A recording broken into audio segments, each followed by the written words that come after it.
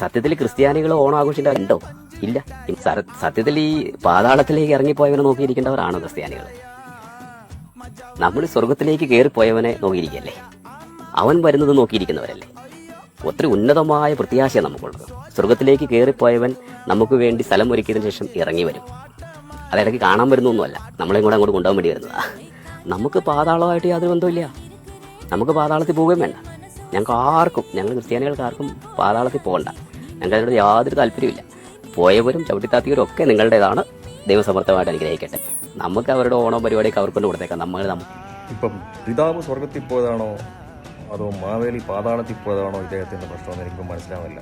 ശരിക്കും മതസൗഹാർദ്ദത്തിന് പകരം മതഭിന്നതയെ പറ്റിയാണ് ഇദ്ദേഹം സംസാരിക്കുന്നത്.